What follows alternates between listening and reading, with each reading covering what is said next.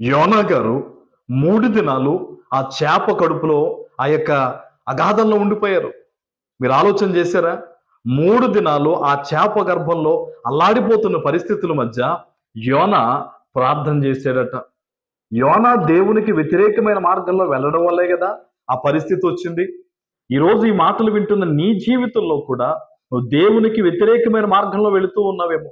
దేవుడు ఏదైతే నేను చెయ్యొద్దు అని చెప్పారో అదే చేస్తూ ఈ లోకంలో బ్రతుకుతూ ఉన్నావేమో. అందుకనే కొన్ని ఇబ్బందికరమైన పరిస్థితుల మధ్య దేవుడు నిన్ను పెట్టుండొచ్చు. ఆ పరిస్థితుల్లో నువ్వు ప్రార్థన చేసే వ్యక్తిగా ఉన్నావా? ఎలాగో కష్టాలు వచ్చినాయి, ఎలాగో ఇబ్బందుల్లో పడిపోయానని లోకంలో ఇంకా మునిగిపోతూ ఉన్నావా? ఒక్కసారి ఆలోచించే. యోనా ఆ భయంకరమైన పరిస్థితుల్లో దేవునికి ప్రార్థన చేశారండి. అందుకనే అతను మరలా బయటకు రాబడ్డాడు.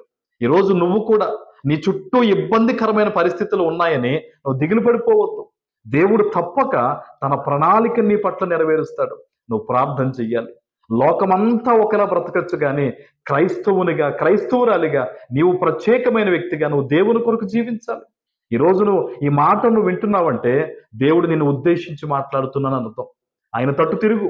ఆ భయంకరమైన అగాధం వంటి ఇబ్బందికరమైన పరిస్థితుల్లో ఈరోజు నువ్వు ప్రార్థన చేస్తే గనక ఆనాడు యోనాను విడిపించిన దేవుడు ఈరోజు నిన్ను కూడా తప్పక విడిపిస్తారు.